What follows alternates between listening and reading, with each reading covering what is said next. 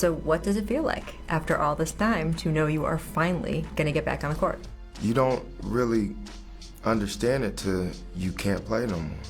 It was so many points in the rehab process where it literally mentally drained you. I've never had to sit out like this and really just play the waiting game and not have no timetable and not know when I'm gonna be able to play again. So to know that it's coming right around the corner is definitely a relief, and I can see the light at the end of the tunnel. Isaiah Thomas, number 60 in the 2011 draft, and for those of you who don't know, there is not a 61. Your whole life has been about overcoming long odds. I mean, that's basically your story. Yeah. So how does having that as your background help you with this injury? I mean, it puts a smile on my face. It's gonna happen again. Like, my story is my story, and it always ends up where I get the last laugh. It's like, what's next? And I'm ready for what's next.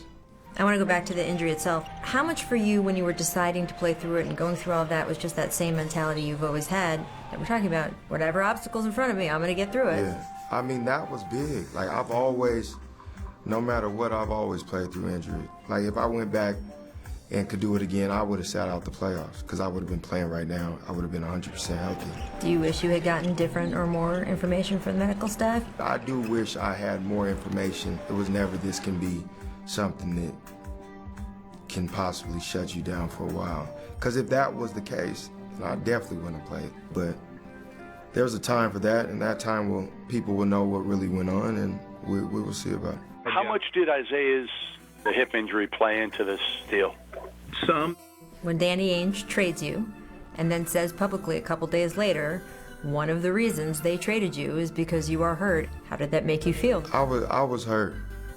I was very hurt because, like, I gave them everything I had. Like, I gave them too much when I should have just sat out, especially all the stuff I was going through. And when I say going through, with my sister passing and things like that, like you don't do things like that, man. So that's why it hurt. And it was a weird situation for him to say one of the reasons he traded me was because of my hip. It's like, I hurt my hip on your time. At the time, you said, I don't think I'm ever going to speak to Danny Ainge again. Where are you on that right now? I mean, I haven't spoken to him, and I don't plan on speaking to him. Maybe one day I do talk to him, we do talk, but at this point in time, there's no reason to talk. He is a super special player. I hope people appreciate what they're seeing in this guy, Isaiah Thomas. All the tumult that happens, the bottom line is you are with the Cleveland Cavaliers organization, and you are now in the position of having to learn to trust a whole new organization after just having gone what you went through with the Celtics. How did you go about that? I'm still going about it. I don't trust anybody because I've heard the best you can hear, and then I've been through the worst you could been through. But as I build trust in these guys and as I around these guys more and more each and every day, like, these are some good people. And it's the fourth quarter. Look at your wristwatch.